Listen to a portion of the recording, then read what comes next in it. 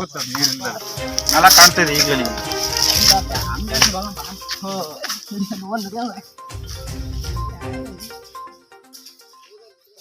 ಸಕಲೇಶಪುರ ತಾಲೂಕಿನ ಹೆಬ್ಬಸಲೆ ಗ್ರಾಮ ಪಂಚಾಯಿತಿ ವ್ಯಾಪ್ತಿಯ ಕೃಷ್ಣಾಪುರ ಗ್ರಾಮದಲ್ಲಿ ಸುಮಾರು 30ರಿಂದ 40 ಕುಟುಂಬ ವಾಸವಾಗಿದ್ದು ಕಳೆದ 50 ವರ್ಷಗಳಿಂದ ತೆರೆದ ಬಾವಿಯನ್ನೇ ಅವಲಂಬಿಸಿಕೊಳ್ಳುವ ಪರಿಸ್ಥಿತಿ ಎದುರಾಗಿದ್ದು ಕುಡಿಯುವ ನೀರು ಇಲ್ಲದಂತಾಗಿದೆ.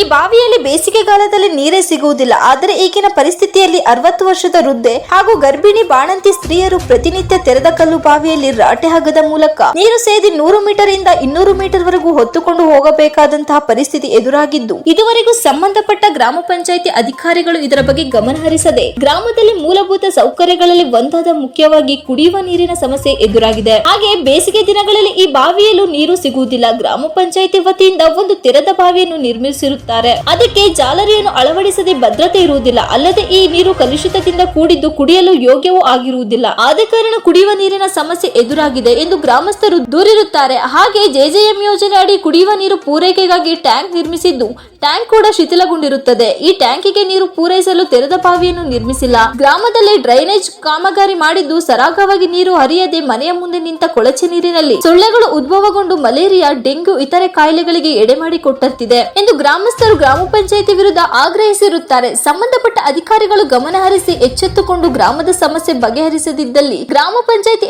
ಎದುರು ಪ್ರತಿಭಟಿಸುವುದಾಗಿ ತಿಳಿಸಿರುತ್ತಾರೆ. ಮೂಲಭೂತ ಸೌಕರ್ಯದಲ್ಲಿ ಮುಖ್ಯವಾಗಿ ಕುಡಿಯುವ ನೀರಿನ ವ್ಯವಸ್ಥೆ ಮಾಡಬೇಕು. ಆದರೆ ಸಂಬಂಧಪಟ್ಟ ಅಧಿಕಾರಿಗಳ ನಿರ್ಲಕ್ಷ್ಯತನದಿಂದ ಹೆಬ್ಬಸಲೆ ಗ್ರಾಮ ಪಂಚಾಯಿತಿ ಹಲವು ಕಡೆ ಕುಡಿಯುವ ನೀರಿನ ಸಮಸ್ಯೆ ಇದೆ. ಹಾಗಾಗಿ ಸಂಬಂಧಪಟ್ಟ ಅಧಿಕಾರಿಗಳು ಕೂಡಲೇ ಕೃಷ್ಣಾಪುರ ಗ್ರಾಮಕ್ಕೆ ಕುಡಿಯುವ ನೀರನ್ನು ಸರಿಯಾದ ವ್ಯವಸ್ಥೆ ಮಾಡಿ ಒದಗಿಸಿಕೊಡಬೇಕೆಂದು ಒತ್ತಾಯ ಮಾಡುತ್ತೇನೆ ಎಂದು ಧರ್ಮ ಯುವ ಕಾಂಗ್ರೆಸ್ ಮುಖಂಡ ಹೇಳಿದ್ದಾರೆ. ಈ ಸಂದರ್ಭದಲ್ಲಿ ಗ್ರಾಮಸ್ಥರಾದ ಕೆಕೆ ಕುಮಾರ್, ಅಶೋಕ್, ಪುಟ್ಟಯ್ಯ, ಜ್ಯೋತಿ, ಧರಣಿ, ನೇತ್ರ ಇತರರು ಹಾಜರಿದ್ದರು.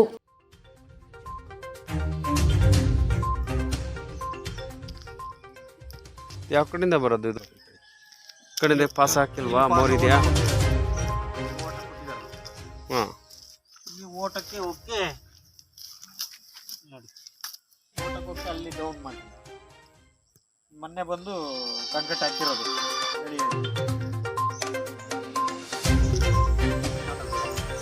ಡ್ರೈನೇಜ್ ಬಗ್ಗೆ ಇದು ಮುಂಚೆ ಡ್ರೈನೇಜ್ ಮಾಡುವಾಗ ಈ ಥರ ಯಾವುದು ಇನ್ನಿಲ್ಲ.